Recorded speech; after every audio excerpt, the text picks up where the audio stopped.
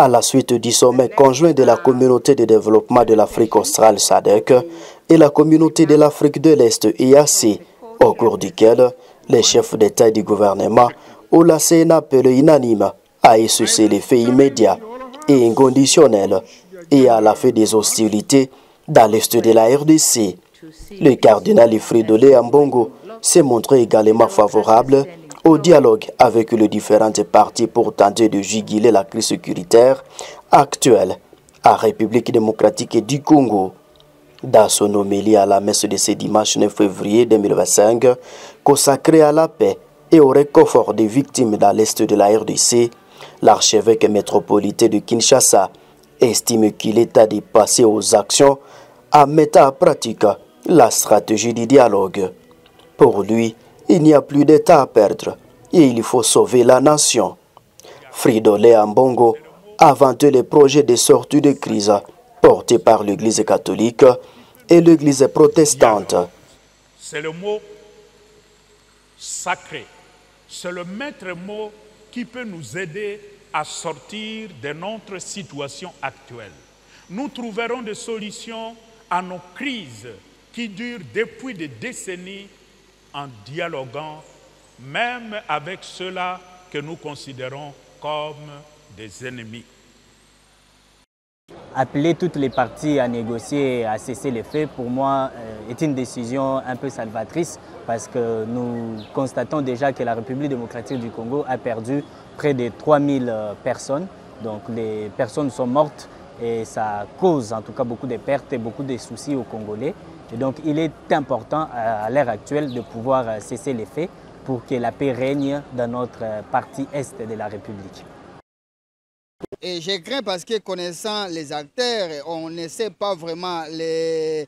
intérêts ou les agendas autour de tout ce qui les anime là-bas. Et donc nous devons bien sûr de bonne foi souhaiter que ça soit respecté, mais tout en n'étant pas naïf, nous devons vraiment demander à notre gouvernement, au FRDC, au Wazalendo et aux Congolais en général, opposition comme majorité, d'avoir toujours réseau gardé, d'être toujours vigilant. Tosepeli mingi na mesi ya monene tata episkopo na biso ya lokumu auti kosala pona kimia na mboka na biso. En tout cas biso tolingi kimia eza na mboka na biso. Yango wana bandeko na biso bazomona pasi na este Nzambe asalisa bango pote kimia ezala kimia peza ezala ya solo po mboka na biso ezala na kimia bato nyonso tu pe bazala na kimia pona lokumu ya Nzambe.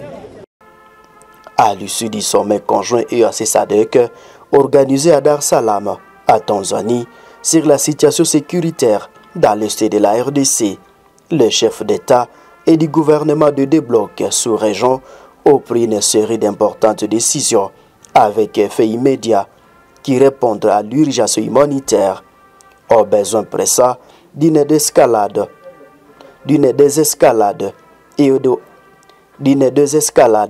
et aux attentes de Kinshasa pour venir en aide aux populations meurtries de Goma au Nord Kivu.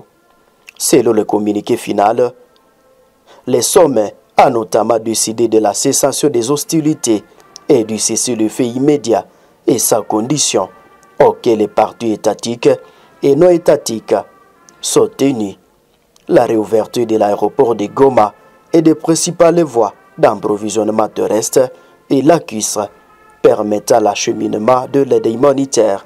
ainsi que le rapatriement des militaires décédés et de l'évacuation des blessés.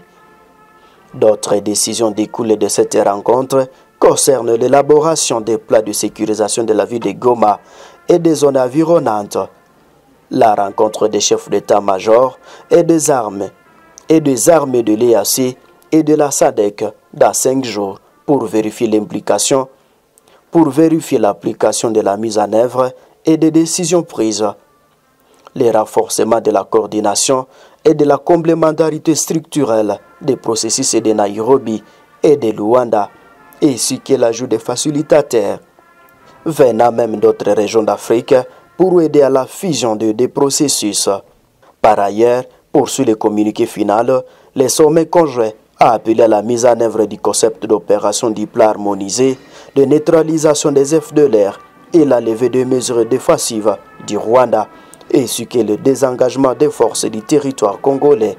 tel que prévu par les processus de Luanda. Il a par ailleurs demandé la tenue d'une réunion conjointe des ministres de deux blocs dans les 30 jours pour évaluer et accompagner toutes ces décisions, ainsi que l'élaboration et la mise en œuvre dans les modalités de retrait des forces étrangères non évitées sur le territoire congolais